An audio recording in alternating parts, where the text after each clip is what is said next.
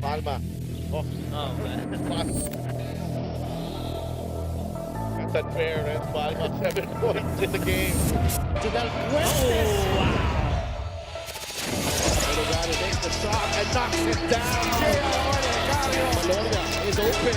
3-point. Goodness! Face a jumper by Robin Celis. Caballero has time.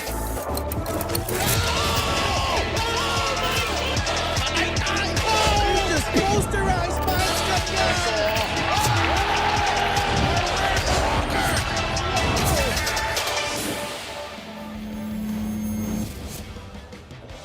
Once upon a time, these two teams were at the top of the mountain for 2 consecutive seasons, and they will now clash here at the Inares Center in Montalban, Rizal, as these two teams here magkaibang dibisyon pero pareho ang misyon for their respective squads, and we feature the remnants of that fierce rivalry. Orlan Wamar, once the backup, now arguably the top dog for the last 4 years para dito sa San Juan Knights, and he will go up against a familiar foe in Joseph Terzo, who's now averaging the most minutes so far para dito sa Davao Occidental Tigers. It's a battle of champions. Season 2 champs, San Juan Knights will take on the Season 3 champions, si Davao Occidental Tigers. Magandang gabi mga kaliga, Ken Panglinan with Coach Mike Perez. And since then, a lot of changes, Coach Mike, and well, the mission remains the same. They need to win here, but for different reasons. Yeah, obviously, both these teams wanting to just get into the playoffs and then eventually get the hope of winning the title this season. It's going to be tough, but these guys are going to be up to it. And you're watching us live on our official MPBL YouTube channel. And mapapanood niyo po ang Maharlika Pilipinas Basketball League sa Solar Sports every Mondays, Thursdays, and Saturdays starting at 6 p.m. And now let's bring in our third member of our panel, si Miss Mika Bisa. Miss Mika, it's nice to be back here in this very cozy venue. And also, in addition, we get to revisit one of the classic rivalries in the MPBL. Maraming salamat, Ken. Coach Mike, sure ako tayong dalawa, Ken, napakasaya natin pag nandito tayo sa Rizal dahil malapit sa atin. Pero sure din ako na masaya naman si Coach Mike na kasama tayo ngayong araw na to. Pero ang isa pang masaya na nandito sa loob ng court is none other than Coach Alex Angeles, who is enjoying their great chemistry. Pero alam naman natin na kahit ganito kaganda ang standing nila, when someone or people go and when they go in his way, ay naghahanda yan. And one of which is of course ang dating champions nga na itong Davao Occidental Tigers. They have a long history. Para napag-usapan nyo nga, para dito sa San Juan, nanalo sila ng Season 2. Naging napakasakit daw yan para sa Tigers kasi sa home court pa nila nangyari yon. Pero hindi matagal, bumawi agad sila nung Season 3, nung Davao naman ang nag-champion against San Juan. At napag-usapan nga natin ang dalawang players. Then nakasama pa rin natin ngayon ay sila Joseph Terzo at si Orlan Wamar Jr. Napakarami nilang kwento sa akin. Sa experiences nila nung 2 taon na yan, maraming kwento si Joseph tungkol kay Orlan, marami rin kwento si Orlan tungkol kay Joseph. Kaya abangan nyo yan maya-maya lamang. Ken and Coach Mike. Maraming salamat, Mika. And those two guards remain at the top of their game despite those series na I think 5 or 6 years ago already. And pag-usapan natin nung Season 2, itong San Juan. Grabe. Yung binanggit na nga ni Mika, Coach Mike, na Davao lost on their home floor. And it was that game winner by Jonar Clarito in game number 5. That dramatic finish to give San Juan their first title in the MPBL. Pero sumunod na season in the Lacan season finals, it took 4 games for Davao Occidental. It went into overtime yung game number 4. And that 3-point shot by Marquis was the difference for Davao as they got the revenge laban dito sa San Juan. Yeah, and so, when you look at legacy, ito yung mga dalawang seasons kung saan both Davao and San Juan would really want to relive in this season in the hope na maibalik nila magkaroon ng pangatlo pang pagkakataon na magkita sila at magkalaban to this season of the MPBL. I think what's important now is that magkaiba yung kanilang tinatahak na path ngayon. Of course, obviously itong San Juan trying to get into the number 1 spot, samantalang itong Davao naman really just trying to stay at least in the top 10 to get into the playoffs. And Mike Kalisaan, hindi siya kabilang doon sa championship run ng San Juan, pero may pagkakataon siya na makapagbigay ng kampyonato ulit para sa Knights because of how he has been playing, especially in the last 3 games para dito sa San Juan. Oh, very much. At ang nagugustuhan ko sa kanya is yung efficiency niya. In the last 3 wins of San Juan, Mike Alisan played really well. In matter of fact, he was the best player of the game for those victories, especially that one against Zamboanga. And you see his numbers right there, 20 points on 8 of 12 shooting, making all 4 of his free throws, adding 8 rebounds in 25 minutes of action.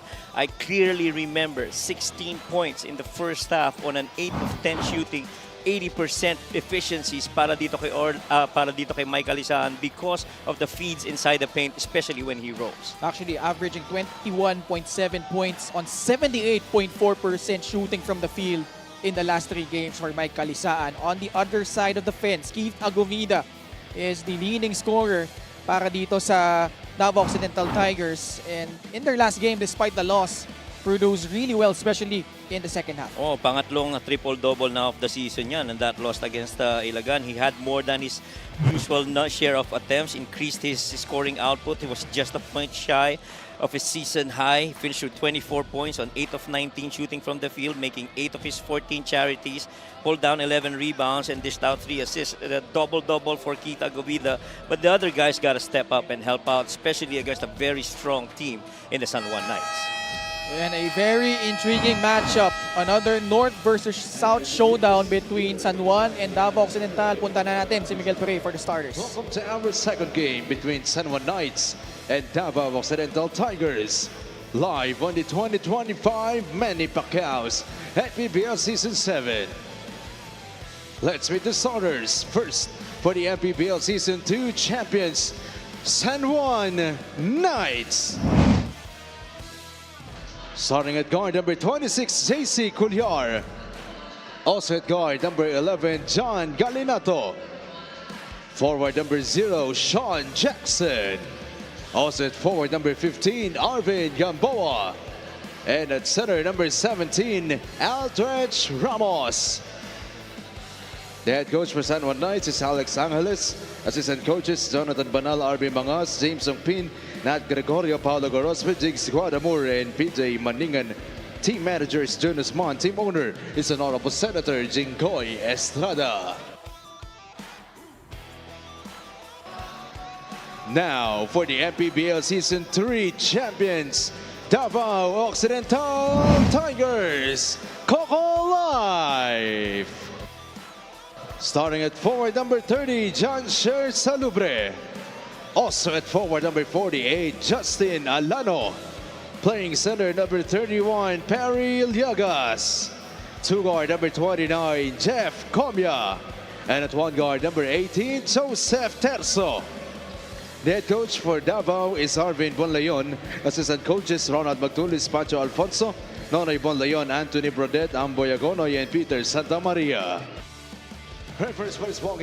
Starting 5 brought to you by OneXBet, the title sponsor of the MPBL. Your choice, your victory. Feel more game with OneXBet.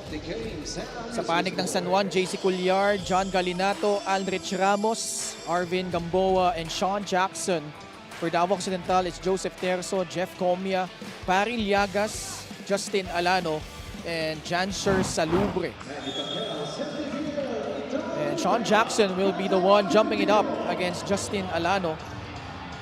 Something you don't see every day, that it's the forward jumping it up at center court. Yeah, simula pa lang, very interesting na yung pagsimula natin. And this promises to be a good match. I think the question really, to my mind, as we see Aldrich Ramos immediately making an impact of that pass by JC Culyar, is how do you stop the pick and roll action involving Mike Calisaan? I think that's been one of the potent weapons of San Juan Knights in all their games so far this season. No Dexter Maiquez, Mike Calisaan, and Orlan Wamar. They're 3 leading scorers in the starting lineup para dito sa San Juan. But you do have Aldrich Ramos, who's playing only in his 4th game. Well, totally, almost yung bagong look ito para dito sa San Juan Knights when it comes to starts. At some point, you do see Arvin Gamboa. He started this is his 18th start in the 22 games that he's played. But really, JC Culyar and even Arvin Gamboa. Early coaches challenge from Coach Arvin Bonleon will be back.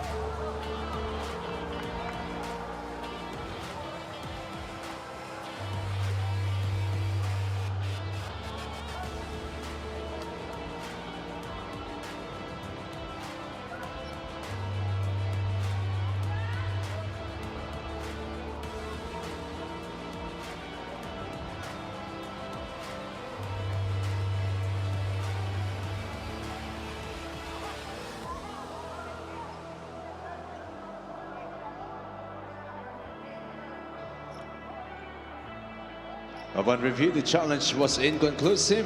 Therefore, the challenge has been nullified. Initial ruling on the floor stays. Ball possession for San Juan Inconclusive Knights. challenge.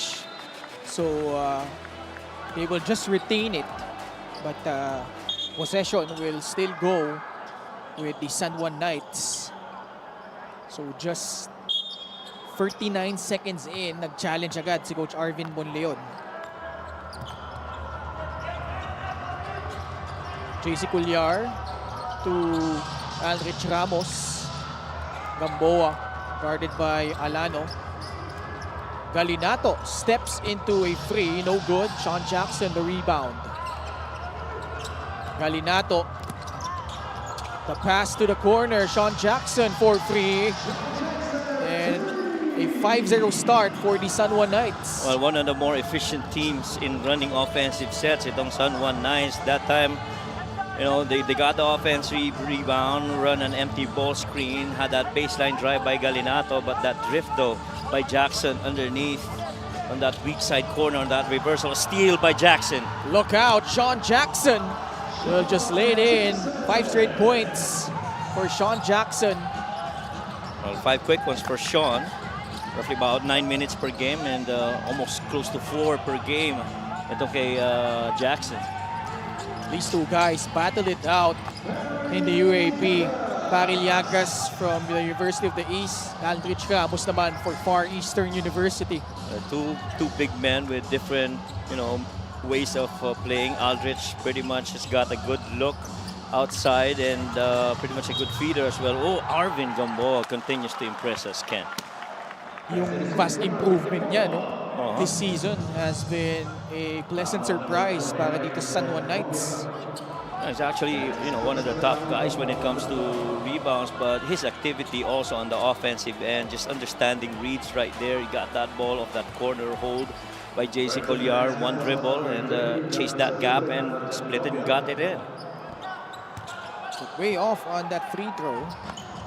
9-2 start for the Knights. Salumre goes right at Jackson, but too strong on that inside incursion. Sumobra yung lakas nung pag-initiate ng contact, nawala dun sa momentum ng tira. Oh, nice feed. Ramos, simpleng-simple lang. Gets the turnaround jumper to go. 4 points for the former FEU Tamaraw. And when you get high IQ players, and when we say high IQ players, it means, you know, seeing reads and making right decisions. That time, Aldrich tried to drive baseline, but spun the other way to make that basket. Every game brought to you by OneXBet, the title sponsor of the MPBL. Your choice, your victory. Feel more game with OneXBet. Timeout Davao. They're down by 9.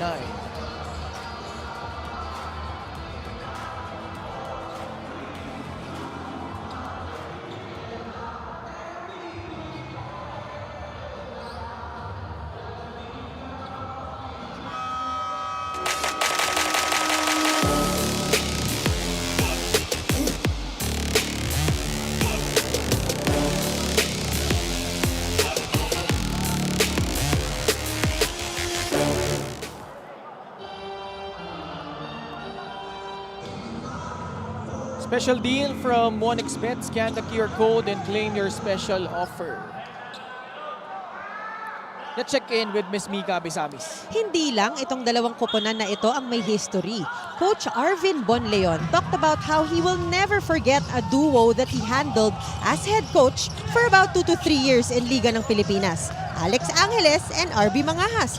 Both players gave him several wins. Coach Alex was a really smart point guard that we have already discussed before, pero biro niya kaya lang may paboritong pasahan sa wing si RB Mangahas. Kwento naman ni Coach Alex, he has gained most of his assists under Coach Arvin sa laki ng tiwala sa kanya. Got some of his coaching style from Coach Arvin, one of which camaraderie sa players like a friend, which is also why he immediately got the hearts of this already set up San Juan Knights na importante getting into the next rounds. Ken, Coach Mike. Maraming salamat, Mika. I did not know that Coach Alex and Coach RB were teammates. And that, Yeah. palagay ko, namumuro ng pick and pop plays to eh. Kasi Coach RB was a stretch big for Yes. FEU, while Coach Alex was a dead shot point guard para naman sa San Beda. Yeah, pretty much. And again, similar to you, I did not know that they became teammates at Oo. some point in their playing years. At si Coach Arvin pa yung naging head coach nila doon. Oo nga. Kumbaga, pick and pop pero nagsiset up ng plays ito si Coach Arvin. Yeah. As Arvin Gamboa with a rebound. San Juan in total control at the moment. And now they establish their first double-digit lead at 10 points, 13-3. And then that left side low block continues to be very porous para dito sa Davao. Second time around, we've seen a drive. Earlier we saw Arvin. This time we saw another one. Salubre, short on that outside jumper.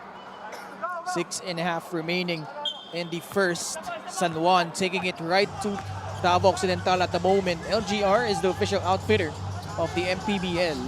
And I think one of the things that really separates San Juan from the other teams is that their knack for finding open guys. In that 11-point, 11-win streak nila, may mga games sila they actually have not shot the ball well from three, but the way that they've been assisting has really been crucial in those wins, leading them to very good perimeter field goal shooting of above 50%. And it's nice that you brought up that point, Coach Mike. Another almost an assist. Oh, miscalculated though.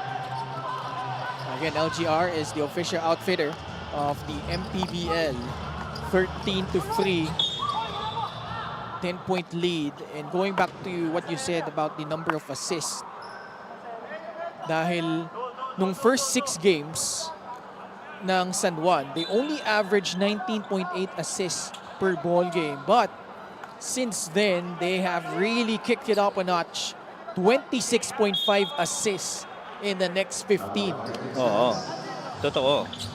And I think a part of that is because of Orlan Wamar playing point guard early in the season. So malaki yung adjustments. So they've gotten better and gotten used to him playing at the point. It was clearly an adjustment as well for Orlan. Yung turnovers nila was pretty high in those early games. As a matter of fact, their first game against Cebu, they had 17 turnovers. The second one against Mindoro, they had 16. And all throughout until that game by Bacolod, they've been averaging roughly about 16 to 17 turnovers per game, which is very unlikely for a San Juan Knights team. Sean Jackson puts it on the deck. Kick out pass. Gamboa can't hit the free. Escocio though fails to control the rebound. Bola babalik sa panig ng San Juan. And Gamboa, trying his best to stretch a little bit yung scope yung range na kanyang shots. Perimeter, no question about it. But right now, you're seeing an attempt from threes. Even though only 17% lang siya doon, the important thing is make those attempts and see where it takes him. Galinato fading away. Way off target on that shot. Escobedo now in for Davao Occidental. Escobedo. Pinasa palabas kay Tricky Perumingan. That is JC Culyar using that Escocio screen. Perumingan, pull-up jumper, no. Valin able to track it down for Davao Occidental. Past the halfway point of the first period, Davao only has managed to score 3 points. Escobedo still off the mark. Agawan sa bola, Culyar laban kay Valin. They both hit the deck. And it's a jump ball situation. Possession arrow pointing to the side of the Tigers. Well, thankfully for the Tigers, they regained possession on their side of the floor. I feel that the ball has not moved so much para dito as quickly as one hopes para dito sa Tigers. And for the most part, they've been really catching and holding. That was one of the very few times that we saw them catch and move it. Ito, samantalang Knights, kita mo naman. Ooh! Niluwa lang. Ramos there for the cleanup. Andrich Ramos with 6 early points. And yun ang clear difference offensively between these two. Davao loves to catch and hold it. Samantalang itong San Juan Knights, they catch and move and catch and shoot. So you don't want to fall into that situation when you're holding the ball right now. Multiple dribbles here by Escobedo, just doing the defense a lot of favor, and everybody just standing around. Not enough movement on the weak side of the floor as well. At kita mo sa San Juan, halos di lumalapag yung bola eh. Oo, tsaka pag lumapag, kita mo, gumagalaw kagad yung taong may hawak ng bola. It's not that, you know, he's dribbling multiple on the same side of the floor without doing anything. Valin able to save it. Escobedo fires from the outside. Much needed basket para dito sa Davao Occidental. One of the reasons why it's very important to make a quick decision once you get that rock on your hand. And Escobedo just showed us that. But that ball took that shot. Siyang lamang ng San Juan, 15-6. Approaching 3 minutes. Oh, backdoor play. Executed to perfection. Half of that has to go for with JC Collar's effort. Yeah, he saw that defense tightening up on him, gave up that rock, and initiated a little give and go with that good backdoor. Escobedo once again, same spot. This time couldn't come up with anything. Tatambulit ang mga nakaputi. San Juan, Galinato challenging the defense of John Lee Valin, and Galinato will shoot 2 free throws. Kung mapapansin mo yung fast break ng San Juan Knights, there was no one else right down the middle.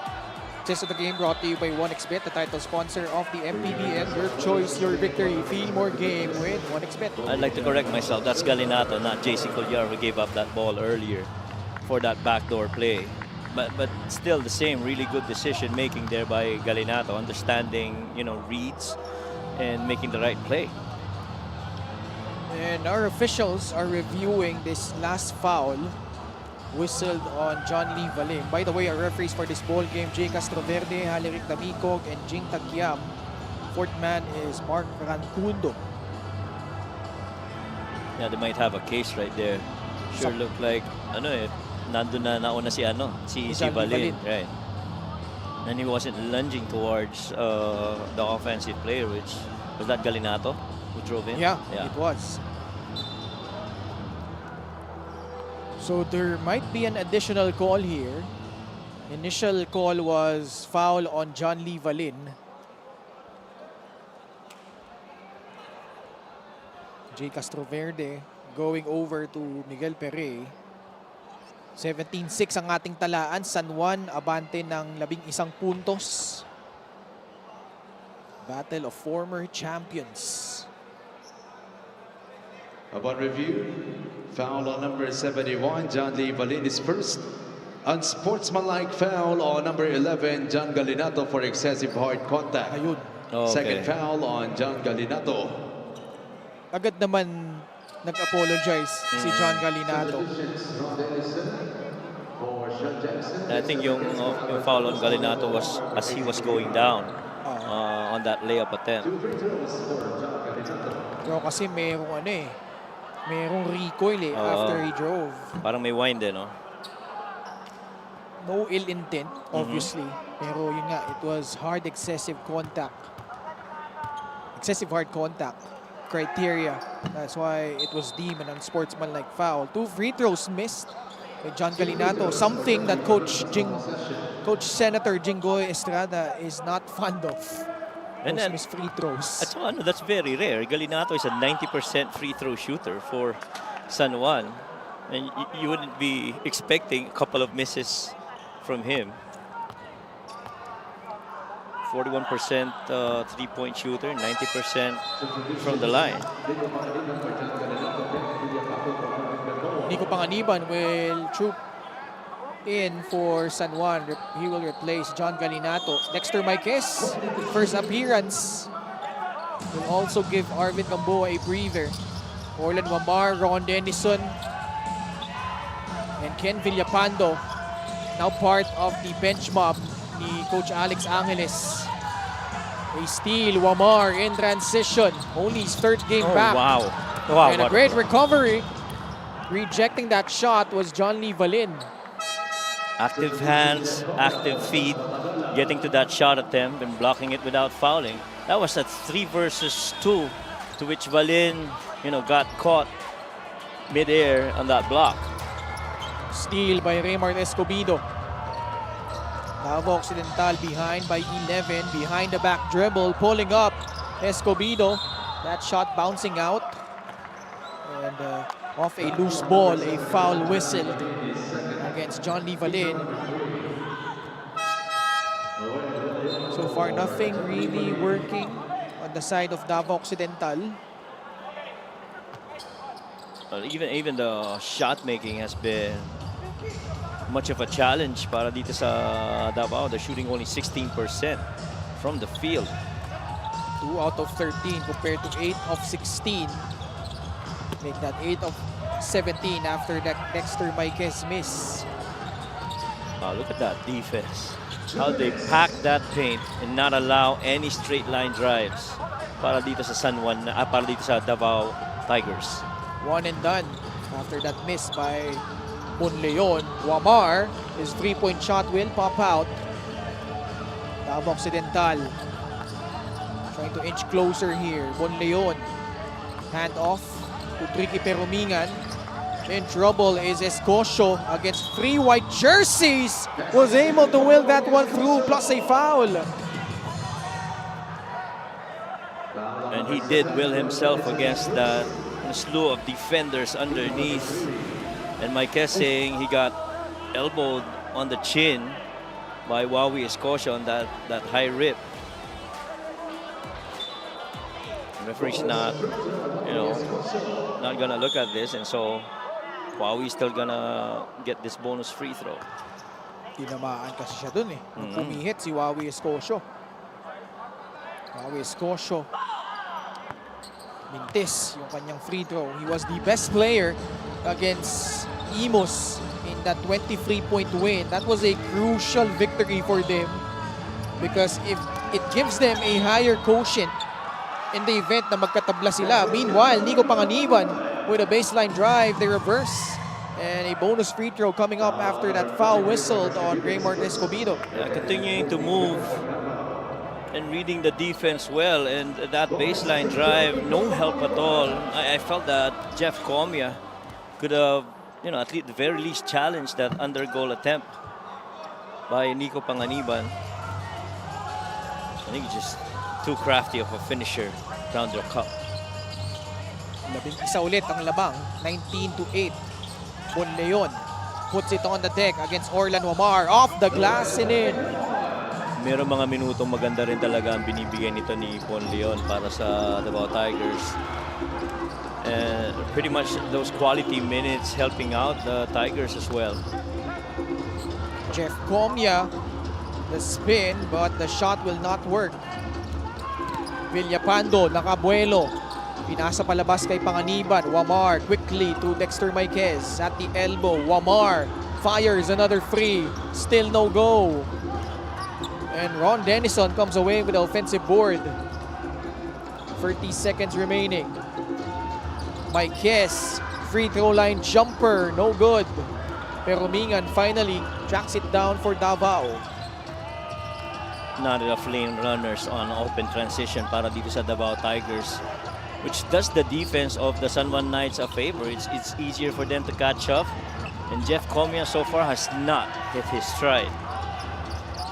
They could have opted for the last shot. Instead, they gave an opportunity for San Juan. Villapando, will that shot count?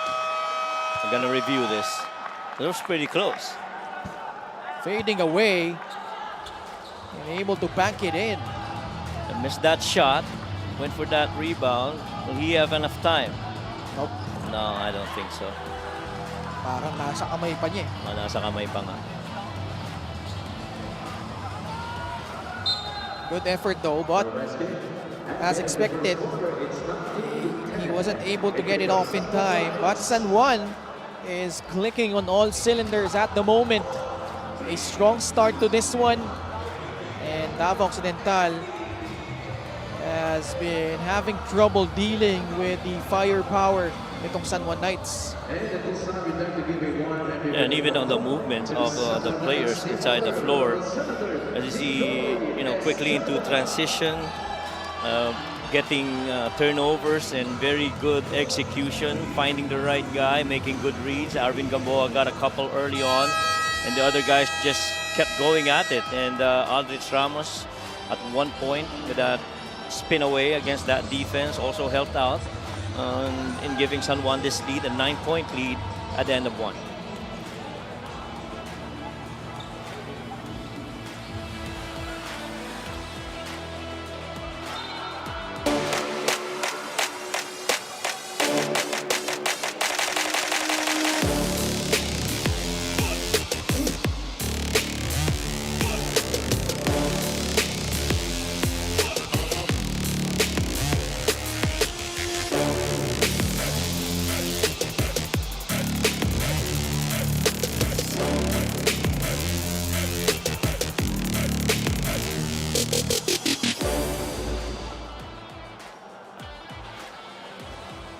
Special deal from MonexBet. Scan the QR code and claim your special offer. 19-10 yung naging talaan in the first quarter of action.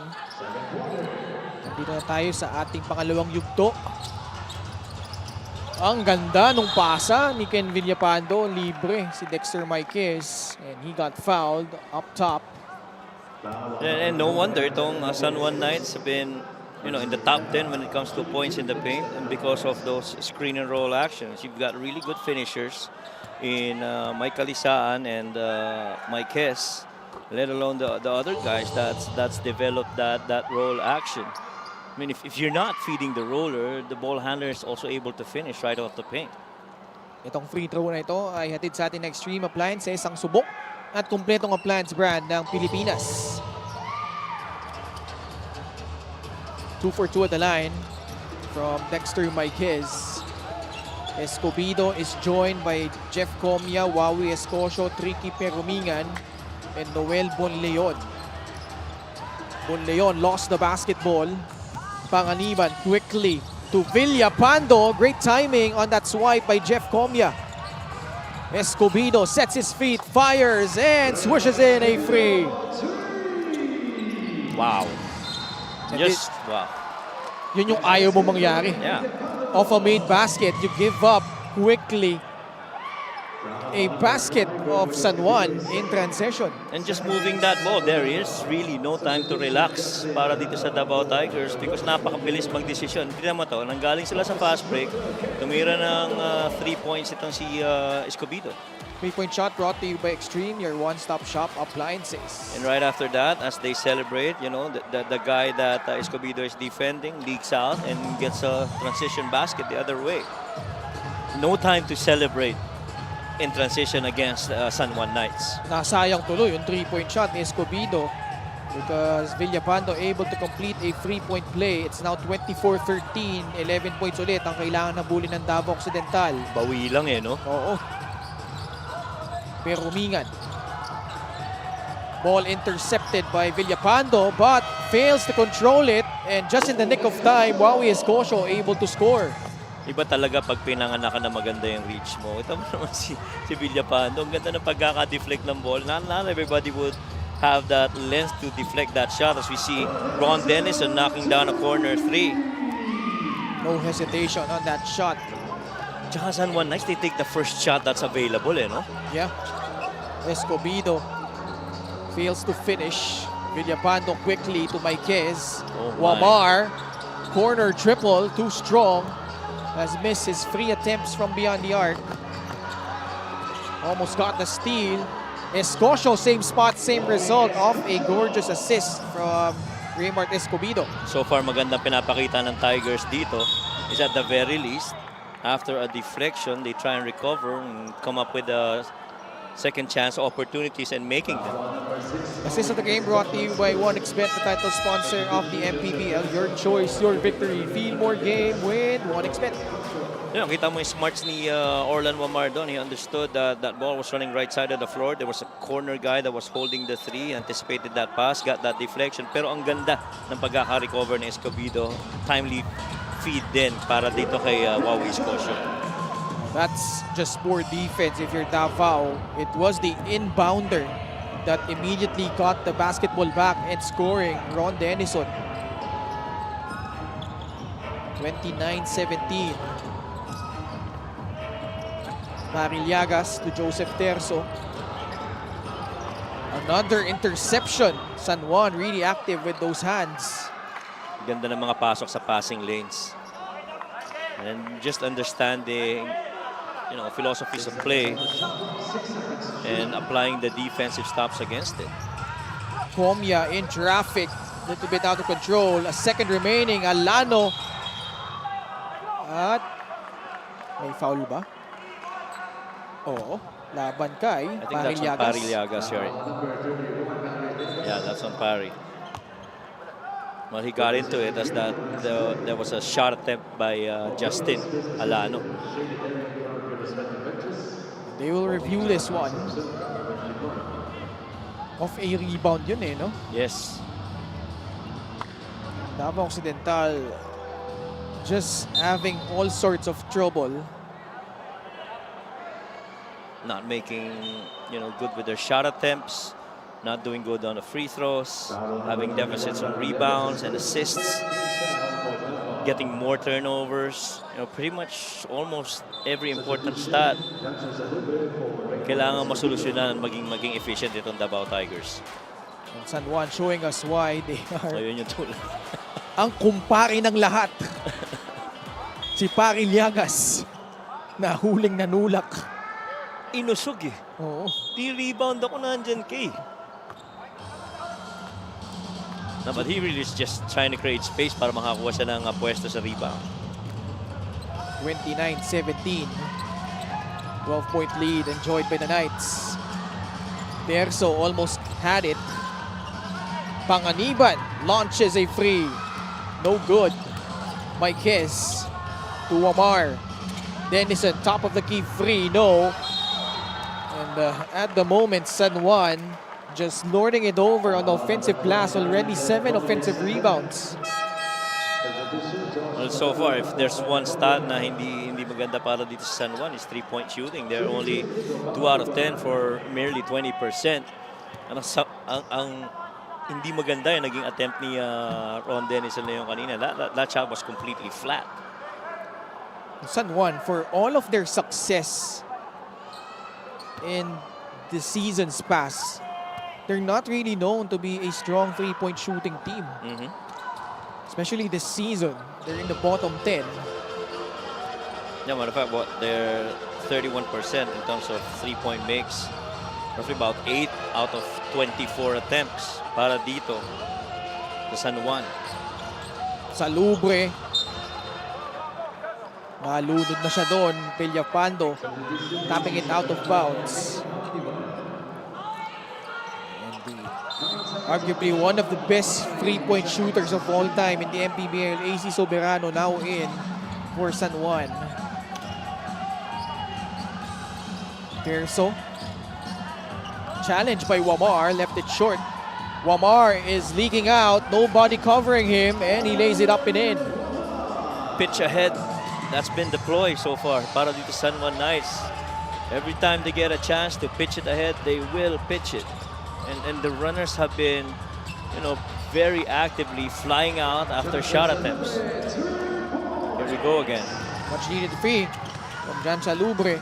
Kung kita mo yung nangyayari sa Davao eh. Even after makes, they really have to sprint back to the floor. But only because it's a pitch ahead, approach that the San Juan Knights are doing. I guess very similar to, if I recall correctly, I think OKC. That's how they play. And the moment that you get that rebound, that ball, whether on a rebound or a made shot, you got to pitch it ahead. Find a guy that's ahead of you and see if he's got scoring opportunities. For the most part, late yung defense pag ganun. And if you're the opposing defense, you really have to be on your toes. Oo. Chancer Salubre though with 5 straight points. A bonus free throw coming up after getting fouled.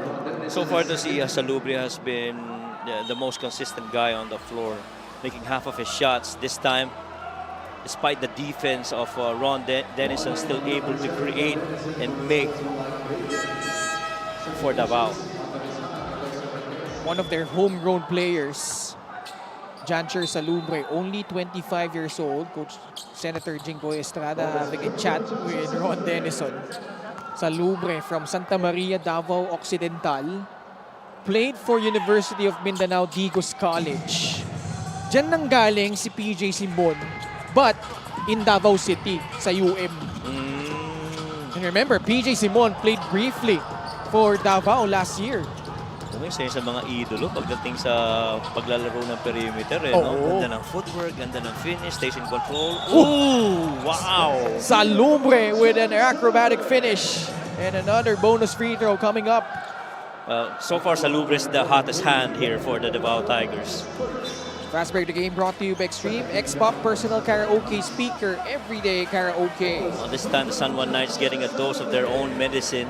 It's the Davao Tigers leaking out and allowing Salubre to get that pitch ahead. Missed that defense of Villapando. Ganda rin ang pagkaka-challenge ni Villapando, kaya lang inabot yung kamay, so the foul. Kaya lang yung free throws hindi na convert ng Davao dito. Only 2 out of 7 They're dead last in terms of makes and attempts. That's right. They very rarely go to the line and they barely make them. Soberano, this guy, I tell you, Coach Mike, he's been blistering since struggling in his first 6 games. Imagine, only 2.2 points, 14.3% shooting from the field para AC Soberano. But since then, 10.3 points, 53% shooting from beyond the arc, 35 of 66 overall, now 36 of 67 after this made basket from beyond the arc. Well, that pretty much has been one of the actions that the San Juan Knights go to, little chin action, and once that chin gets used, then the screener would then pop back up to the top. This time around happens to be AC Soberano. And I'd like to think that part of the reasons why there was a struggle early in the season for AC Soberano, because that was also an adjustment period for Orlan Wamar, finding open guys. And really, for the most part, ang focus was on the roller, and not really so much on guys like AC Soberano who hold the 3 a lot while that action is going on. And because of that, better touches, he's getting more looks, tumaas rin yung percentages niya. 2 free throws knocked down by Josh Tagala. Baba sa siyamang lamang. Nice. Joseph Ubalde cuts. Ball stolen away by Davao. In transition, Saluvre drives right and finishes off that transition play para dito sa Davao Occidental. 10 points so far in the game on a 4 of 6 shooting, no turnovers, and he's just been consistently running the floor. Fast break of the game brought to you by Extreme X Play on-the-go speaker. Take your music anywhere. And what's important is that the Tigers are finding that sprinting Saluvre. Biggest lead of San Juan was at 14 points. It's now cut into half. 7-point lead for San Juan as they sue for time.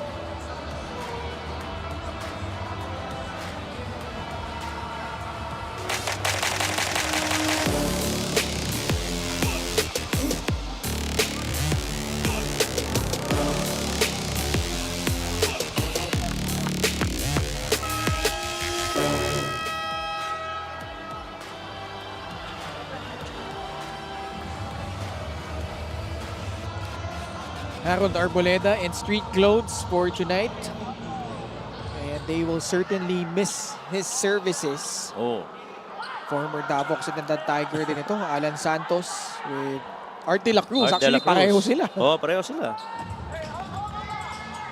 Boy, that Art de la Cruz in Davao, ganda na nilaro niya last season, ibang klase. And if I'm not mistaken, he got an all-star nod that year. Yes, he did. And the thing is, he's carrying that kind of performance and leadership now into Ilagan.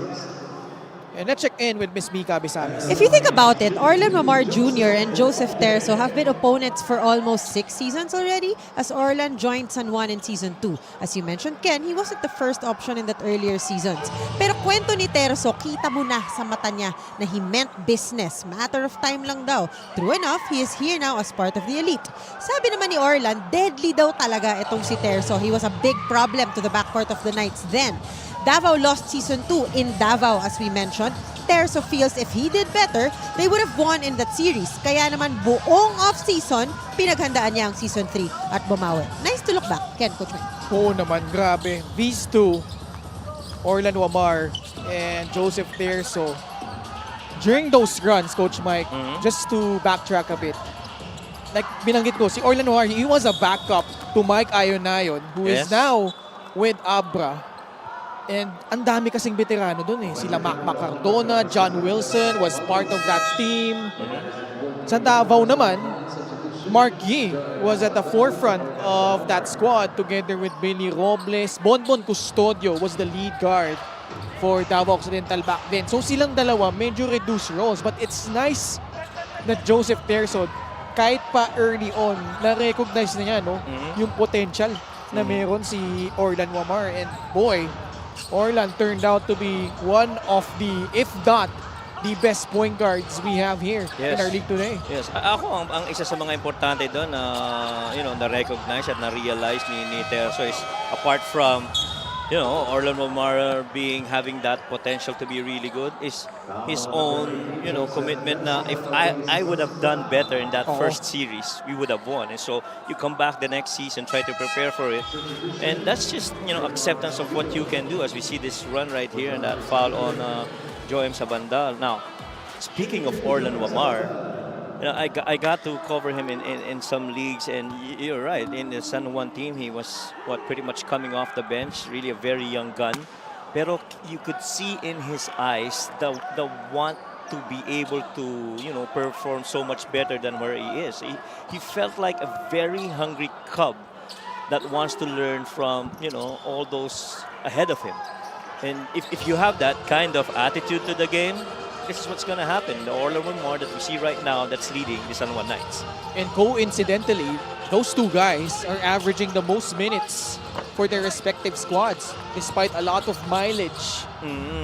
And sila na nga, no, yung mga natitirang remnants dun sa mga championship teams na yun. As we see Mike Kalisaan na I believe ngayon lang pinasok in the second period para naman dito sa San Juan. And I see here Mike Kalisaan. If you talk about a player that finishes in the paint with at least one dribble, yan na yun, si Mike Kalisaan na yun. I don't think there is anyone else that can match up to the speed and strength of Mike Kalisaan once he starts rolling downhill, especially down the middle of the lane.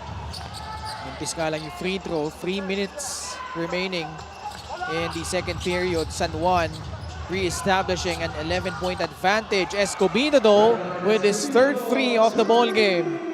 Whenever Escobedo performs for the Davao Tigers, they usually end up winning. And so that I feel is one guy that they really would need to show up. So you see that three-point shooting right there, 3 of 12 for San Juan and 4 of 8 for Davao Tigers. Better percentage. Oh, what a drive by And also, Cranial. the great up fake by Cranial Viloria. Balik sa 10 ang lamang, 42-32. Daming players last season ang nag-hope na makuha yan si Cranial Viloria this season. Very basic player, no? Verso, pupukol sa 3. Halfway down and out. Sa bandal. Ubalde. The middle of the lane. Hard foul given up by Justin Alano. Tsaka ilang beses mo ba makikita si Ubalde tumatakbo sa gitna ng floor Oo. on a fast break, ano? One of the OG San Juan Knights din yan. Oo naman. That definitely is commitment to, you know, what the San Juan Knights have prepared this season. Just going back to those couple of years na magkatunggali itong San Juan sa Davao, Senator Jingo Estrada looking on. I'm sure tuwan-tuwa dahil nakapasok ng free throw si Joseph Ubalde. Kita mo yung lineup nila Sen and San Juan. John Wilson, Mike Ayonayon, Jonard Larito, Larry Rodriguez, Macmac Cardona, Orlan Wamar, CJ Isit, Jeff Tahunera. Yeah.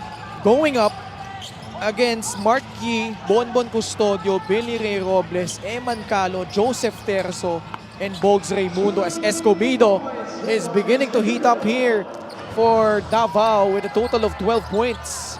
And 2 quick ones from 3 para dito kay Escobedo. And then to your point, ooh, what a step back. Oh my goodness! Wow! AC Soberano. How many 3-point shooters do you see doing that? Ibang klase kumpiyansa. Ganda, di ba? And held that corner 3. We'll see that. Oh, this time, this one is the one by Escobedo on that switch. Definitely tried to put Ubalde on the dance before letting go that shot. But then as you swing the other way, you know, AC recovers. Look at that step back. Beautifully finished by AC. Beautiful footwork from AC Soberano torching Davao right now. They're up by 11 points, 46-35.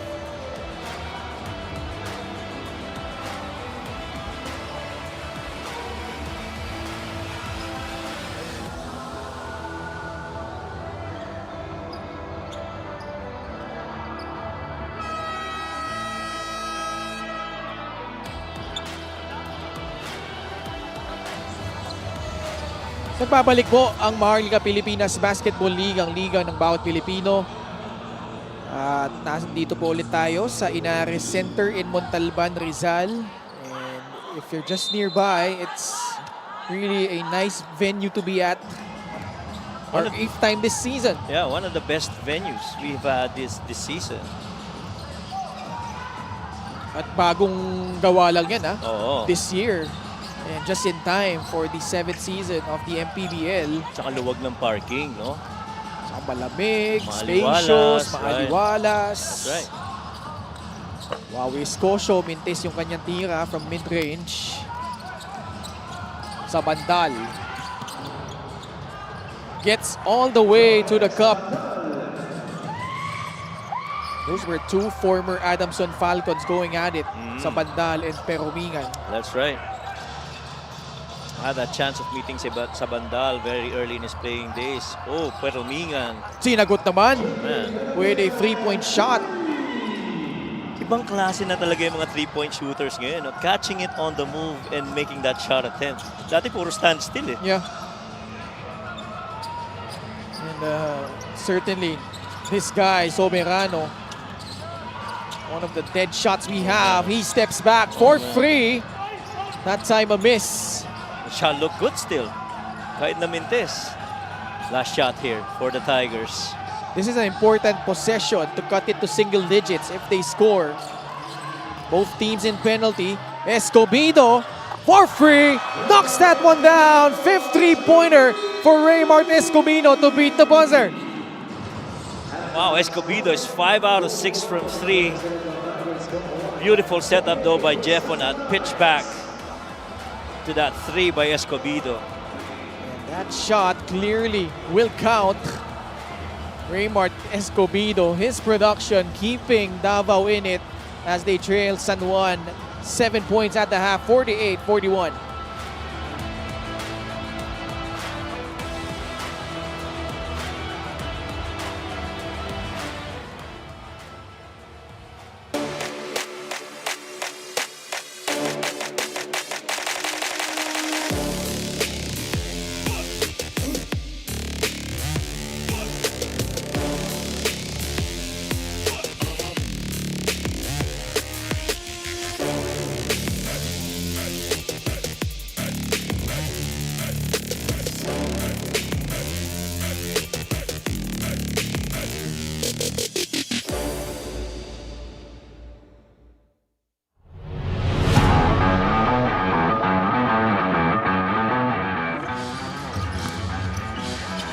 Nakan. Coach, feel ko pinapakitaan kayo. Nagsidagol. Fade away, one-hander. James Sena, 15 points in this game, and he is featured in our Gixer Great Move of the Game, Born for Great. This has to be the play of the game. Oh yeah. Put it in the top 10. Number 10. Tapos Coach Egay. Reaction ni Coach Egay. Pero mo, yumuyo ko, natawa yan eh. Yumuyo ko. Back to BJ. Against Joshua Yero. Gets past him and rolls it in. Cuts the lead down to 11. What a finger roll by PJ. Getting past a couple of black shirts and scooping it up. Ibang klase yung finger roll na yun. Off-legged pa. Pero again, stretch na rin kasi yung mileage ng ibang players dito sa Cagers. Eh, no? Oh, what a finish! Oh, Ramos had to improvise there. At he did that in successful fashion para sa Muntinlupa Cagers. A little run here being made by the guys in blue. You know what I like about that? He was clearly decided that I'm going to challenge this defense of JJ Pido. And what I like also about it is immediately after he made that shot. First basket of the game. Kumayod siya doon at apat ulit ang labang sa Mindoro. Dipsido from Alfred Flores. Very shifty. Yung galawan na yan si Flores. Play of the game brought to you by 1xBet, title sponsor of the MPBL. Pactalio attacks, fakes off his defender. Wow, able to sneak that one through. Oh man, that's what you miss about a Mactalio, you know? Guys will always say, you know, when you see Mactalio with the ball, he always is gonna find a way to score. And right here, you know, scoop underneath. Yaping, balik kay Alfred Flores. Malayo ito. Galing sa tres! On net! Gutsy shot from Alfred Flores. I gotta wake myself up. Parang feeling ko, linggo pa rin eh. Naalala ko pa rin si Noy Remoca. Alfred Flores has come alive here. Was the first assistant, and then they brought in Coach Onak Magtulis and Coach Richard De La Rosa. Both of their teammates during their championship run before. Whoa. Where did that come from? Somebody is letting out a lot of rage. They've had enough of turnovers. Ball got stolen, but not this time. Both Art and J-Boy Solis on the floor at the same time. Good cut. Mactalio with a reverse. That to me is really just understanding basic spread offense basketball. See this right here. Ball on the post. That weak side guy, 45, has to cut. And how about that control of Mactalio? Gixer, great move of the game. Born for greatness. Coughs up the ball. 2 seconds remaining. Calo steps into a free. Knocks that one down to beat the buzzer.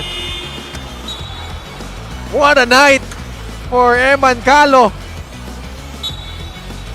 May duda pa ba? May isang quarter pa, pwede pa magbago isip natin.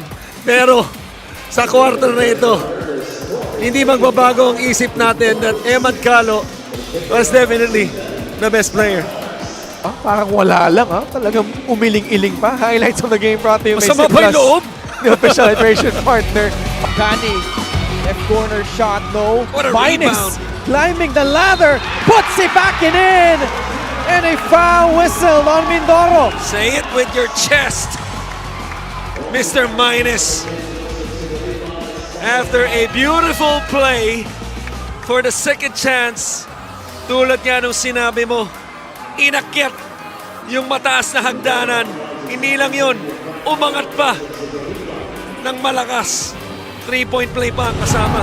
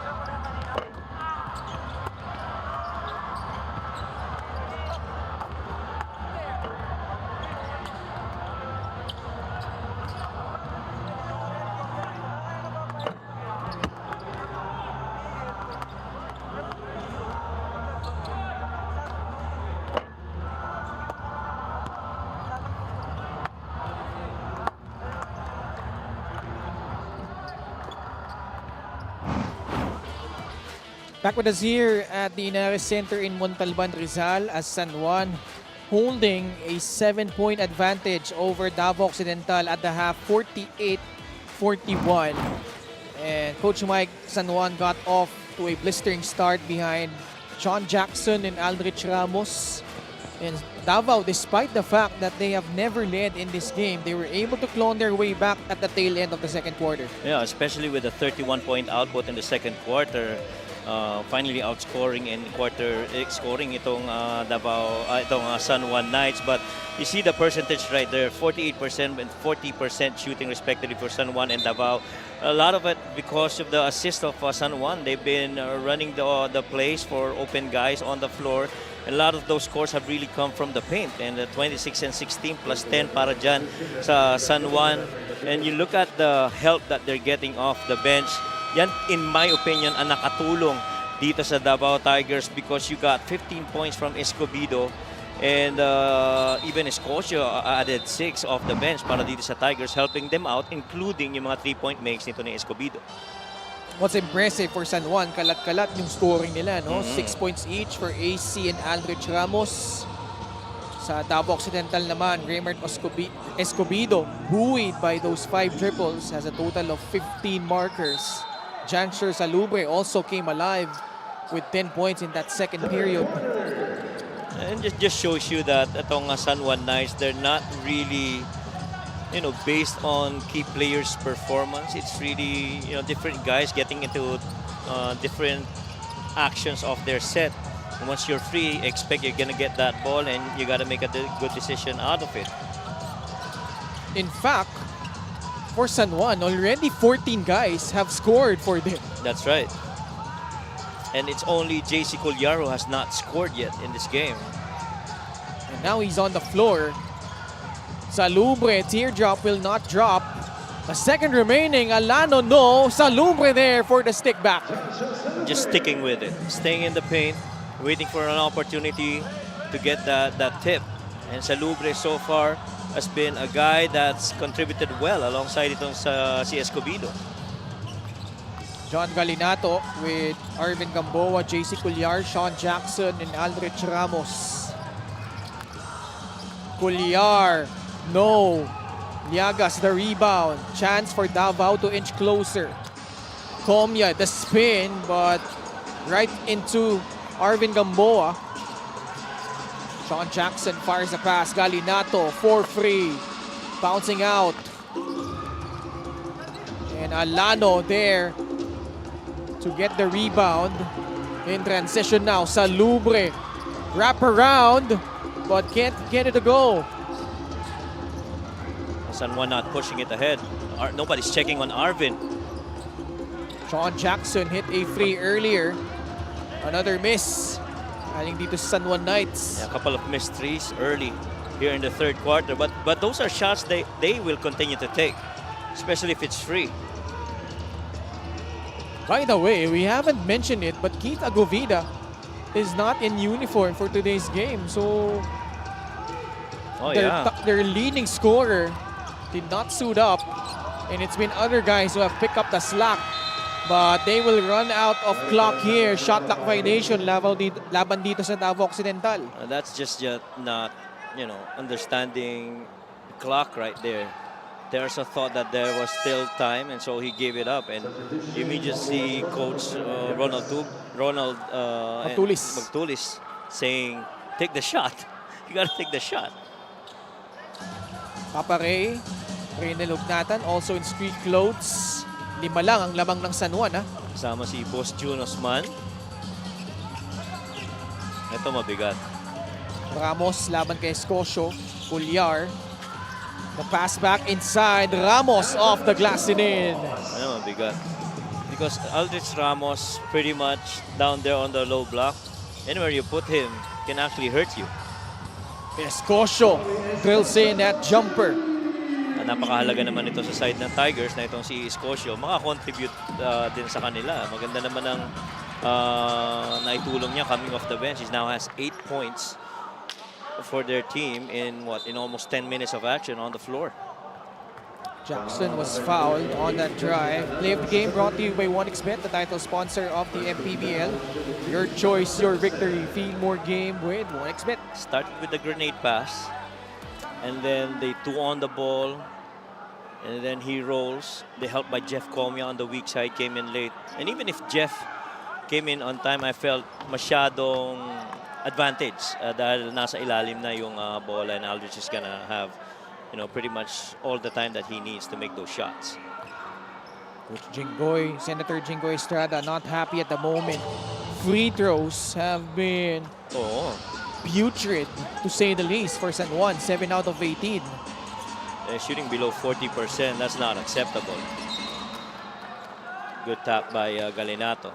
You always try to steal with your inside hand. And for the most part, when you try to reach out with the outside hand, foul ang kalalabasan yan. 51-46. Terzo. Pass outside. Salubre for 3. Off to the left. Battle for the rebound. John Jackson diving for it. But he loses it to Salubre, who stops on a dime and scores from the free throw line. Ibang klase ang poise nito ni Salubre, Ken. Yeah. He picks up 50-50 balls. Dalawa na yung pinipick up niyang ganyan. Pero, you know, hindi siya naapektuhan ng depensa at kung anong sitwasyon on the clock. Played sparingly last season, but has enjoyed more minutes under Coach Arvin Bonleon. John Galinato with a 3-point shot from the right corner. He's constantly generating closeouts. That's what happened that last sequence para dito sa San Juan. And the last guy that was free on the 3, John Galinato. Comia, Pullar in front of him, but it does not matter. Jeff Comia with a basket. And there's only so much you can do kung meron ng ganong klaseng space. Ito si Jeff Comia. Pababa, downhill, lakas ng katawan, can finish through contact, right through your chest. Pullar. No, still scoreless. The lone guy that hasn't scored para dito sa San Juan Knights. That's just his second attempt though, para dito kay JC Colliar. 3-point shot brought to you by Extreme, your one-stop shop appliances.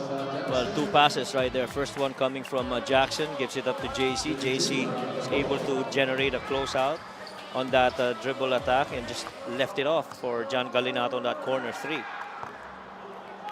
And the free throws have been driving Senator Jinggoy Estrada nuts on the sideline. Tama naman kasi, talaga naman kailangan ma-shoot mo yung mga free throws mo. Napakahalaga. Alam mo, ang importansya niya, playoff time. Oo. Diba? Come playoffs, you wanna get every point that you can from wherever. And if it's the free throws, you gotta make it. Kasi in that game, ano na yun, parang half-court game na lang yung mga yung most part. Ang daming fouls na ibibigay. Kailangan mapupasok mo yung mga free throws mo. 8 of 20 tonight, itong San Juan. Only 40%. Wamar and Kalisaan sent back in by Coach Alex Angeles. 55-50 is the count. Terzo to Comia. Shot on its way, no. Alano with offensive rebound. Justin Alano, the hook shot, no. Pullar caught pushing off. And he will be whistled for that foul. Medyo naisahan sa pwesto si JC doon. Inadvertently tumama sa mukha ni Jeff Comia. And so they will do the same play here. Back pick, shooters go to the corner. Salubre. Pinabantayan ni Orlan Wamar. Salubre turns around, calmly sinks in that jumper. Bumibeterano si Salubre. Ooh! Inbound violation, San Juan. Uncharacteristically is having trouble. Tsaka dalawang sunod kay JC. Isang foul, isang turnover. Ito yung pumoste si Salubre against Orlan Wamar. Understanding, advantage right there on the low block. Oh, again, Salubre. Back-to-back turnaround Jays from Jansher Salubre. The guy is 7 of 14 from the field. He's making half of his shots. Pullar still could not get it. And Coach Alex Angeles and Senator Jinggoy. I think he's gonna get subbed to JC. napapakamot na lang sa sideline. Ngayon, pagkakataon para sa Davao na lumamang. But that shot way off target galing dito kay Jeff Comia. And I just want to say, as you see JC Colliar moving out for San Juan Knights and AC coming in, JC is the kind of player that you do not need to score. He really is more of an assist and defending guard who will give you very little turnovers. But before yung huling tatlong sequence na yun, walang turnover itong si JC Colliar. He has 4 assists. Season having a banter with Joseph Terso. Tagal, kahit sila may history na yan, no? Because of those back-to-back national finals appearances of San Juan and Davao. Tsaka I think that's coming from a place of love for the game in between those two. 6 of 12 ang Davao, 2 of 8 lang. 25% shooting from the field this quarter itong San Juan. Pagkakataon ulit na makalamang para sa Davao Occidental. Noel Bonleon airballs that jumper. Wamar secures it for San Juan. Mas maganda na ang baba sa transition defense nitong Tigers ngayon. Hindi maka-pitch ahead itong San Juan. Soberano with a big-time triple. You got Salubre, don't worry. You got AC Soberano on the other end. It knocks down that 3. And AC Soberano right now is 4 out of 3 from beyond. 3 out of 4. 3 out of 4 rather. 3 out of 4. Grabe percentage na ni AC sa 3. It's unfathomable how accurate he is from the outside. I mean, 53% on a high volume is just unbelievable.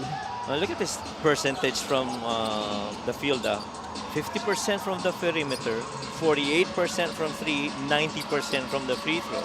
Almost 50-40-90 club na siya dyan eh. Correct. Escobedo with his first field goal, 2-point field goal I should say, after knocking down all 5 of his field goals from beyond the arc in the first half. So far, the story of this game has been a good recovery by Davao in the second quarter na nagpatuloy dito sa third quarter.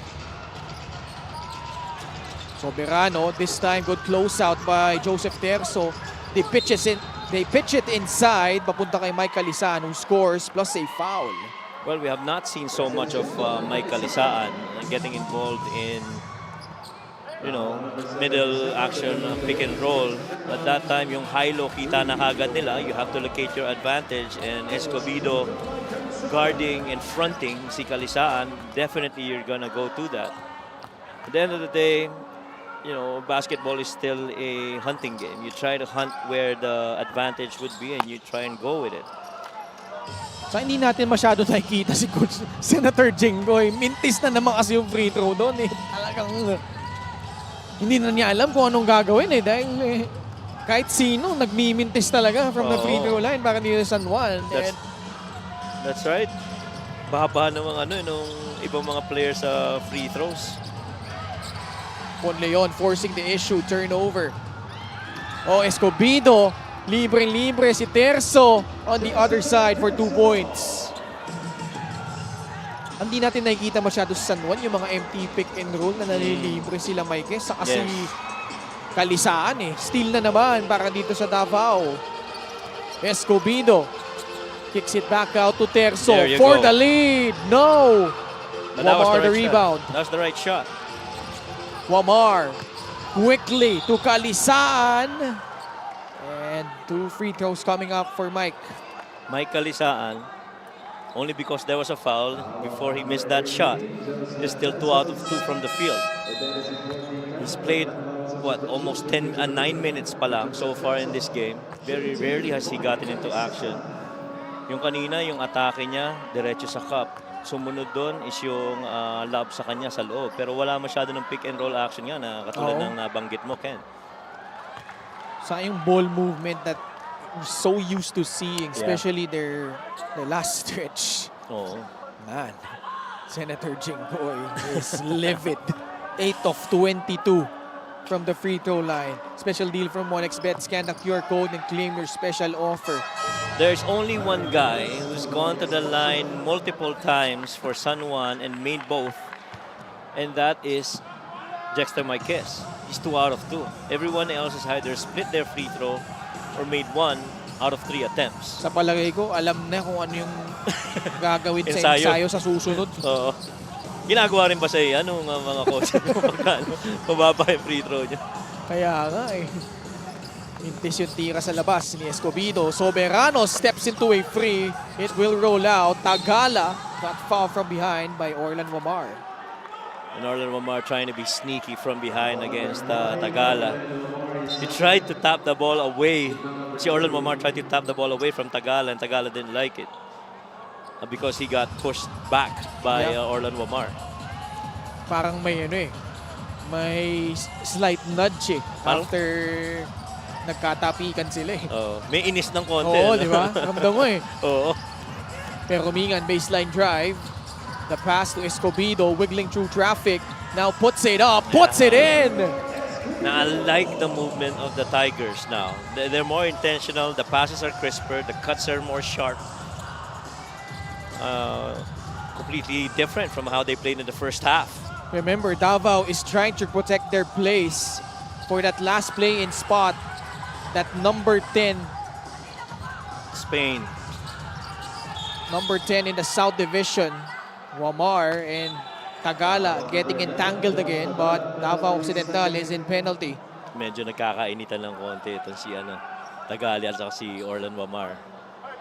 I'm sure si Tagala, iniinis lang niya si Orlan Wamar para mawala yung focus dun sa laro. But Orlan's just too poised to get into it early in this game. Oh yeah, he's just playing him hard. Oh yeah. A guy of Orlan Wamar's caliber, alam mo, you have to bring it to him. Alam mo, tuwing nagmimintis ng free throw yung San Juan, Ken, parang automatic na yung AI ng camera natin. Nakatutok agad. Kaya Oo. Eh, maging si Kitensing Orlan ko Wamar, 85% shooter from the line, nagmimintes. Yes. 1 out of 2. Kanina si AC 2 out of 2 eh, no? Oo. And a timeout requested here with 25.9 seconds left. San Juan protecting a 2-point lead, 62-60.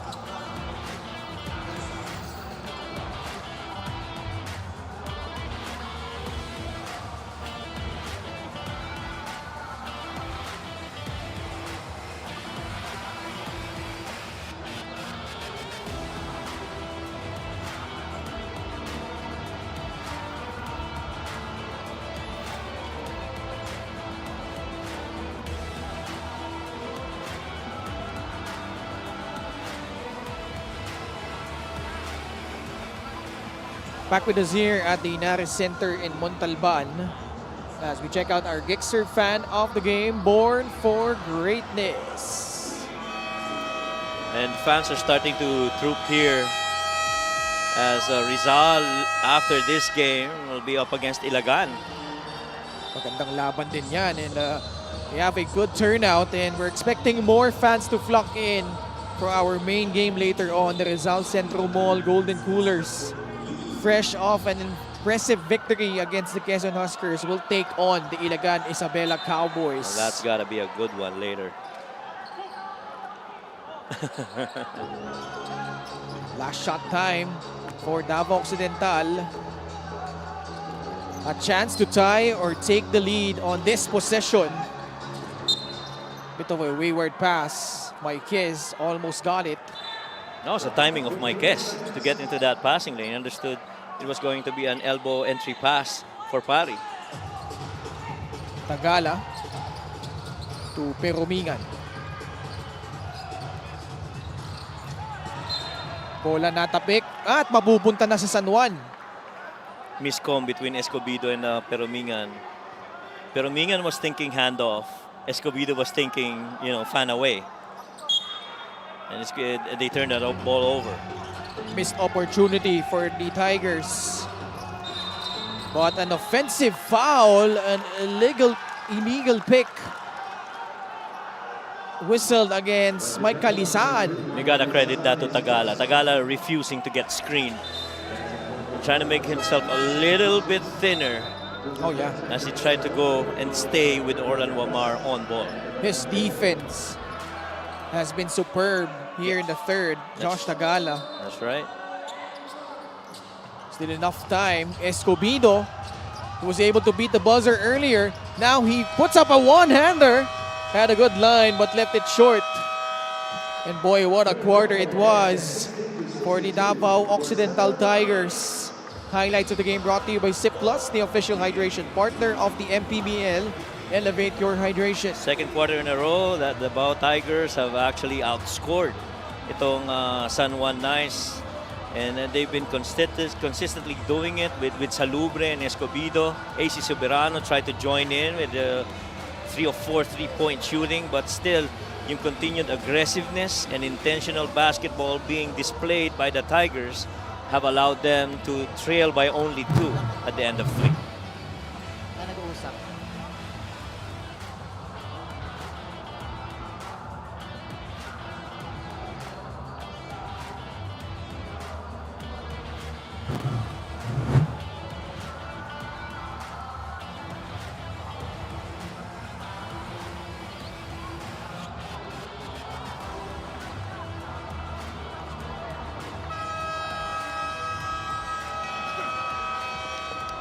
Great turnout here at the Inares Center. Fan of the game brought to you by LGR, the official outfitter of the MPBL. And mga supporters ng San Juan.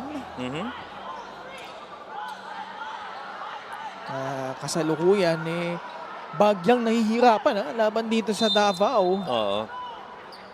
Well, the system actually slowed down a little bit for the San Juan Knights. Well, the fast breaks have not been there, unlike in the first half where they got, 10 fast break points. I don't think they had any conversion in transition here in the third. Yun yung quarter scoring natin, no? Ang taas nung second period. 10 points lang yung Davao in the first, 31 in the second. Pagdating nung third, sila pa rin may edge, +5, 19-14. Well, dalawang bagay naman na nag-lead doon sa 29 and 31 points output nitong dalawang teams na to. Para sa San Juan, yung fast break nila, na whether you make or miss, we will run off of you. And then sa Davao, yung 3 points at saka yung shooting ni Salubre. This one to tie the ball game up. Salubre has been 21. marvelous with 20 points. 20 points, right? 3 of 4 shooting from the field. His previous high was 21 points. Him and Escobedo, no? Will lead in charge for the Tigers. At 21 points against Binyan. That was the one we covered, which went into double overtime. At naipanalo ng Davao. Orlan Wamar, you know that he can explode at any given moment as he scores on a mid-range jumper. Alam mo, napakahalaga ngayon sa mga basketball players ang matutong makapuntos going left. Kasi ang daming depensa ngayon, pino-force ka na going left. And then Orlan Wamar just shows us that footwork and poise on a jump shot, you work on it, that's what's gonna happen. A good shot going left. 64-62, Wamar gets to the gut of the defense. Great cut from the weak side by Nico Panganiban. Best action we've seen so far from San Juan in quite a while. You know, a little screen action underneath and a weak side 45 cut by Marquez. 66-62. Parillagas joined by Joseph Terzo, Jancher Salubre, Noel Bonleon, and Raymart Escobedo. Terzo was shut down there. Kalisaan and Bonleon getting locked up. And that prevented a fast break opportunity for the Knights. Yes, everybody was leaking out. See this beautiful recovery and that shot block. Ayun. Nakapiggyback pala si Bonleon kay Kalisaan. Double foul, tinawag. So this will stay with the Tigers. Escocio will replace Noel Bonleon. So, ang bola ay sa San Juan. because they had possession when the Okay. foul happened. Okay, so they switched the possession arrow na. Hindi. Well, jump ball ba? I'm not sure. I think it wasn't a jump ball kasi Oh, it was straight nung up. nangyari nung foul in transition ni San Juan. That's right. Wamar, Kalisaan, Nico Panganiban, Dexter Marquez, and AC Soberano, the unit for the Knights. Foul whistled on the Tigers. Alam na kagad ni Pari, problema yon. One pass away, Kalisaan, you're too attached. Obviously, that's going to be a backdoor. And Kalisaan tried to go, pero huli na yung depensa ni Kalisaan, kaya fumaul na lang si Pari. 2 minutes gone by, and the fourth. Wamar turns the corner, can't hit it. Salubre puts it on the deck. Terzo, Escobedo. No good. Hasn't hit the free here in the second half. Panganiban. Fouled by Joseph Terzo. Second quarter runs now back para sa San Juan Knights. And the other shot that was missed, very makeable para sa Tigers. Ano? It was Escobedo who took that shot on that hockey pass coming from Perminga. LGR is the official outfitter of the MPBL. Tubong Rizal ito, ah. Si Nico Panganiban, medyo napangiti si Senator Jinggoy. Kasi paso. Oo. Kailangan ipasok niya itong pangalawa para okay na. 12 out of 27. Man. Really, I love Sen Jinggoy's shirt. It's nice, right? Animang lamang ng San Juan, 68-62. Escobedo got fouled by Orlan Wamar. Wamar, bit of a quiet outing so far. Already with 3 fouls. Just 5 points and 4 assists. On a 2 of 9 shooting, very unlikely Orlan Wamar. And has yet to get a 3-point shot to go in. Kasi normally, perimeter-wise, he makes half of his shots. But right now, 2 of 9, with his shots mostly from perimeter, very uncharacteristic. Salubre, pupukol sa 3. Kalisaan off the miss, grabs the rebound. Panganiban has been a factor here in the 4th, and that continues. Yun yung gusto niyang gawin kanina. Little high rip of that Pinoy step na foul siya kanina, converted those 2 free throws, and right now makes it on a layup. 4 points quickly rather, para dito kay Ooh! What a move! Escosio completes it! What a sequence for the Davao Occidental Tigers! Man down on that move. Play of the game brought to you by 1xBet, the title sponsor of the MPBL. Your choice, your victory, feel more game with 1xBet. Wow, and that between the legs by Salubre caught everyone sliding and fed it off to Escosio. Ganda nun. Nawala sa eksena si AC Soberano with that Houdini move by Raymart Escobedo. An escape act para dito kay Salubre. 70-65, 5-point lead. Wamar drives right, forcing the issue. Draws contact, and he'll head to the line for 2 shots. Again, Orlan Wamar, isang gwardiya na kayang-kayang i-absorb yung yung contact sa loob eh. Tsaka matindi niyan, hindi naapektuhan. He just continues to be poised. So actually, just a baseline inbound. Fast break of the game brought to you by Extreme Cool Air Conditioners. Ang Extreme magpalamig, free installation for split-type air conditioners. Kita mo yung pag-cross ng paan legs ng dalawa of that Pinoy step. Good finish by Nico. Marquez popping out for 3. Book it! When the ball is going downhill, somebody has to rise up. And that happens to be Mike Kalisaan para dito sa San Juan Knights knocking down that 3. Rather, Dexter Marquez knocking down that 3. Now they open up an 8-point advantage. Panganiban on both sides of the floor, wreaking havoc. Bounce pass, Marquez! Lays it up and in, plus a foul! 6 points already for Jexter Marquez. See that right here. That ball stolen by Panganiban and leaves it up for Marquez on that finish against Escocio. This is the game brought to you by 1xBet, the title sponsor of the MPBL. Your choice, your victory. Feel more game with 1xBet. 25 assists though for the Knights. Marquez completes the three-point play. 7.6 rebounds. Nobody scoring in double figures so far for the San Juan Knights, yet they're up by 11. Salubre putting on the moves. Inside he goes. And 2 more points for Jansher Salubre, who now has 22 markers.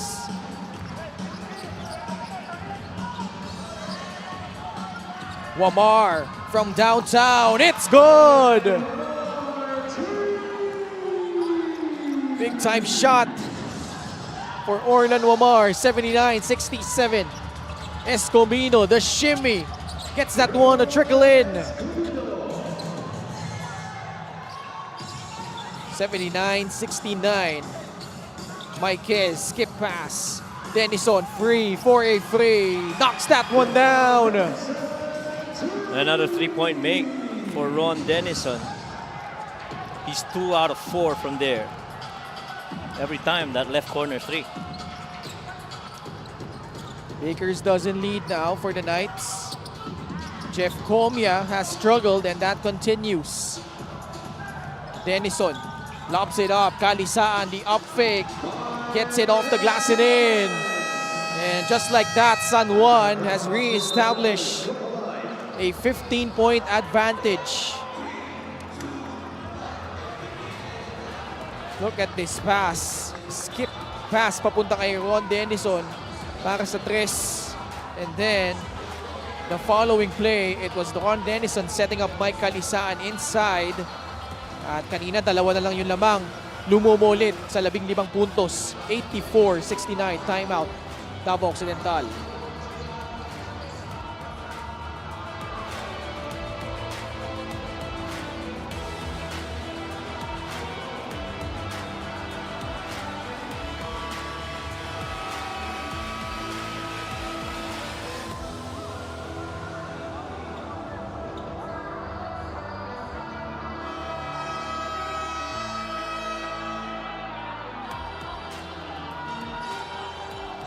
Have a good one here at the Inares Center in Montalban, Rizal.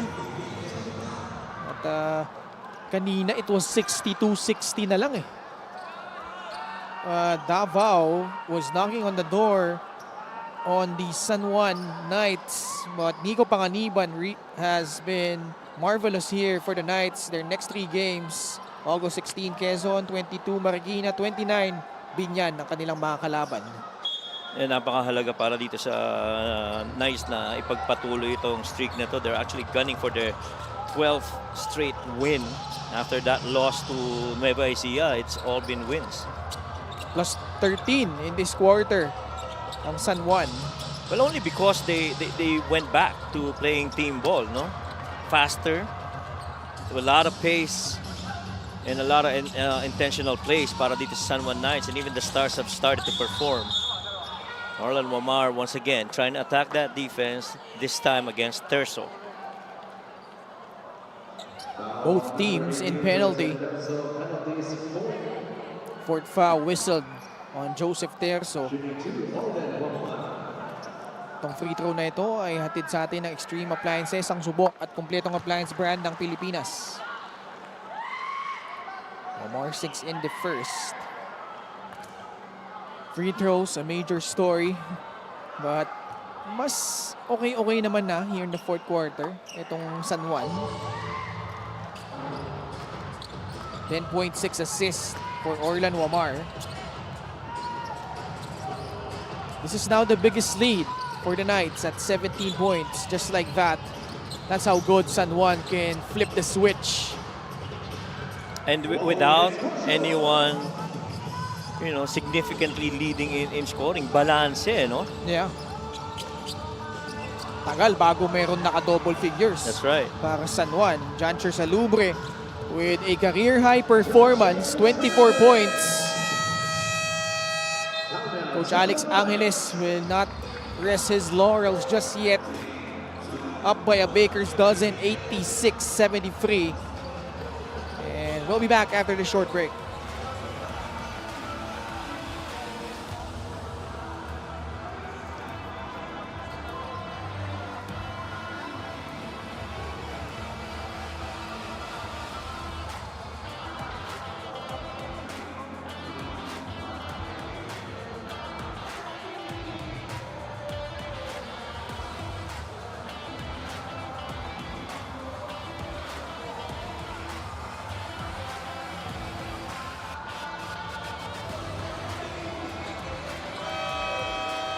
Back with us here for this matchup of former champions San Juan and Davao Occidental. Jancher Salumbre, only 25 years of age, almost matching his age with his output, 24 points.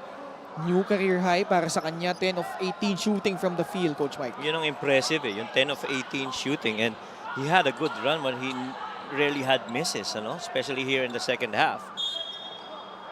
Let alone yung mga spectacular plays niya, including that ankle breaker earlier. Now he's tasked to guard Nico Panganiban. Wamar escapes. The drop pass inside by Kiss. 2 more points. Alam na kagad ni Orlan Wamar, parating si Wawi Escocia to help out, kaya iniwan na si Marquez. Salubre. Pasa kay Jeff Comia. Entry pass, Escocio. No basket. Foul whistle on Dexter Marquez. Ganda ng timing ng pasa on that post-up. Late lang nakarating si Marquez. And Wawi Escocio, quickly making a decision to make an attempt. Si Coach Alex Angeles and Coach Tantan Banal. Probably a couple of coaches na pwede pang maging Backstreet Boys, no? Parang boy band yung dating. Mga boy next door look eh. Oo nga eh. Parang mga Ken Pangilinan, gano'n. Ay, Boy next huwag tayong cooking. Hindi pwede yan. Tsaka hobby pala niya, no? Ayun. Ken and hobby, yan. Pwede. Pwedeng pwede. Sabi nga nung isang courtside reporter natin, nung kamakailan lang, mga nagwagwapuhang panel daw. Kayo yun, kayong dalawa. Hindi ako yun. Hindi ka. Hulaan mo na lang kung sino. Hindi tayong dalawa yun. Okay. O, 3 na lang pagpipilian mo. Oo nga. 88-75, Orlan Wamar, skip pass. Ron Denison from the other side, drills in that free. Solid rin ang mga 3-point makes ni Ron Denison, ha? Maganda ang gising. Oo. Remember, this guy just came off a recovery from that ACL tear. Yes. Tagal-tagal din nawala. Inside, Marquez, 2 more points. Sipag talaga mag-rim run ng mga big man ng San Juan, no? Down the middle.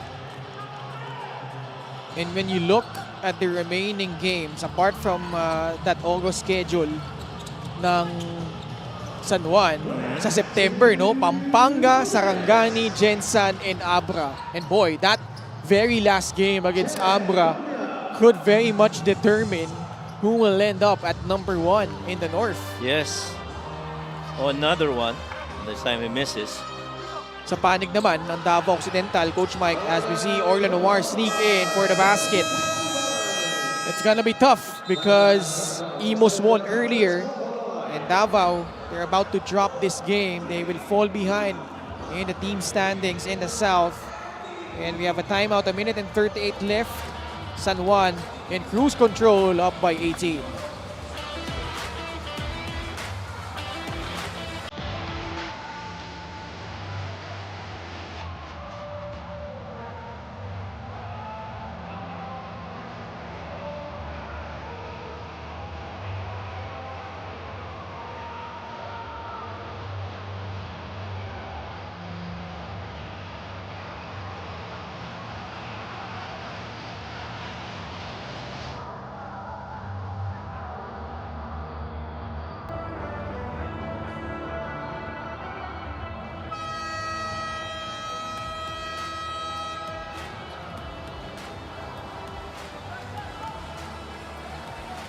Head of Operations, Emerita. Head of Security, Rudy Distrito in attendance.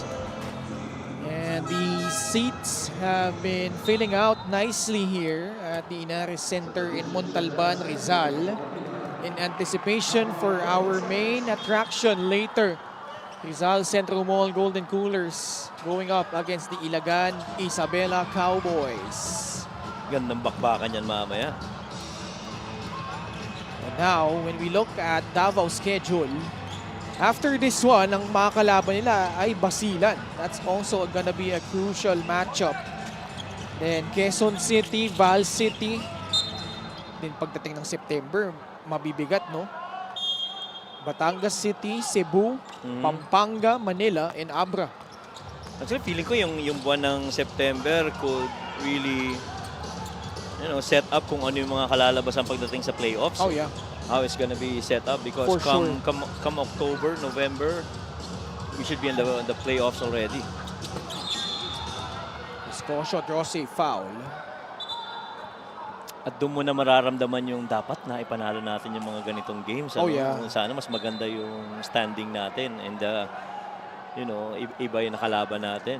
Because as much as possible, pagdating sa playoffs, you wanna avoid the really strong teams, no? Well, to Davao's credit, they were able to defeat yung mga contenders, no, sa South like Binyan and Rizal, both which were extended to at least an overtime period. Pero on the flip side, natalo rin sila against Marikina by a point. Actually nanalo sila sa Marikina. That was the buzzer beater by Escobedo, if you remember, in Pampanga. Yes. Talo sila sa Sarangani. Although, dahil nga tinalo nila yung Imus by 23 points, that gives them some cushion in terms of having the better point differential pag nagkatabla-tabla sa team standings. At saka sayang yung game nila against Caloocan where they lost by 3 points yata yun eh. That could have been something that would have added up in the win column for them. Jeff Comia nakaagaw dito, but a rare off night, no? Para dito kay Jeff Comia. Foul whistled on San Juan. It's a challenge man nila ito. Pwede pa. Pero tama ka dun si Jeff Comia, 2 out of 11 from the field, which is pretty low. Meaning, he's getting his attempts, but he's not making them. No? Yeah. That's the thing. Galing yan sa 20 points, 9 rebounds na performance eh. In their last game against Ilagan Isabela. We have a coach's challenge. Babalikan natin yung resulta yan.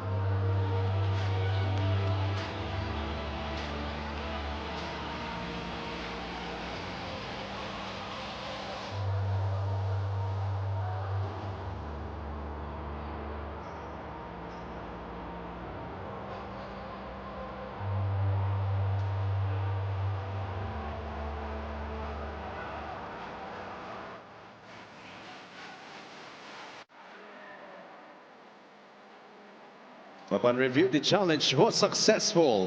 There was no foul. Ball possession stays with Davao. Successful challenge from the San Juan Knights. So, walang foul. Pero, bola pa rin ng Davao Occidental. Yeah, bolang-bola nga talaga yung pagkakatapik na ni Jackson.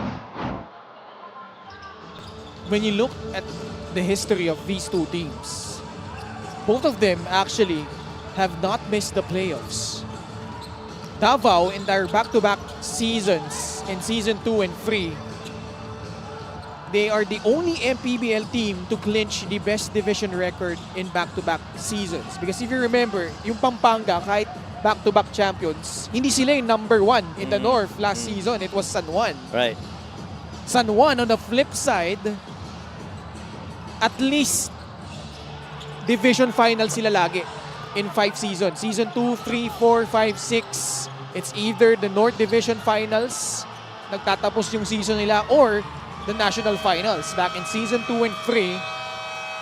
And obviously, a lot of history between these two squads. But in the end, San Juan again prevailing over Davao Occidental here, Coach Mike. Yan, ganda ng pagkakabalik pagdating dito sa fourth quarter. The complete turnaround, scoring 33 points. against the 19 only para dito sa Davao Tigers. Productions have slowed down for Escobedo. Nagpatuloy naman ng bahagya itong production ni Salubre sa fourth quarter, pero mas maganda ang naging team play ng San Juan when they entered the fourth. And San Juan remains in the hunt for that #1 spot in the North. Best player of the game brought to you by 1xBet, the title sponsor of the MPBL. Your choice, your victory. Feel more game with 1xBet. And Orlan Wamar has produced very well, consistently, especially in the closing quarter. Came off the bench, played 23 minutes, 12 points on a 4 of 11 shooting. And coming up with 8 assists, almost a double-double para dito kay Orlan Wamar to go with his 3 rebounds. Struggled in the first quarter, only 2 points, but had 8 in the second half to pilot San Juan to their 21st victory as they defeat the Davao Occidental Tigers 95-79. Davao will drop to 11th place in the South Division as a result of this loss. Let's go courtside to Miss Mika Bisamis. Maraming salamat. Congratulations, Orlan. Grabe tong larong ito na nagsimula na lamang kayo ng malaki. Ang bilis sa mga pangyayari. Tapos nakahabol sila pero nabawi nyo rin agad. At syempre malaking bagay ka doon. Hindi ko sure kung yung palit ba ng shoes or talagang napakagaling mo lang sa larong ito, Orlan.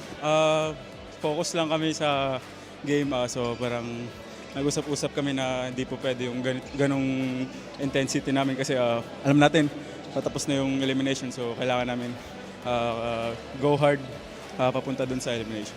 Napag-usapan mo yung patapos ng eliminations, meron kayong Quezon next, tapos meron pa kayong Abra no, sa regular season, pagkatapos nun pa-playoffs na. Tingin mo ba itong chemistry na to sapat na para dun sa mga challenges na yun? This coming 2 months sa amin, malaking subok sa amin, so dun matitest yung karakter namin tsaka yung pagiging isa namin. Kailangan lang talaga mag-usap-usap sa court at ibigay yung best namin every game. Maraming salamat. Sino mo gusto mong batiin at pasalamatan? Una sa lahat, nagpapasalamat sa Panginoon na binigay sa amin yung panalo. Sa aming walang sawa sumusuporta na Senador Jigo Estrada, Boss Monching Talisayon, Boss James Go, Boss Dennis Abella, Go for Gold, Boss Jeremy Go, 69 Pong Bar, Abella Industries, 1914 Athletics, JSU Amusop, tsaka si Pastor Ferdy.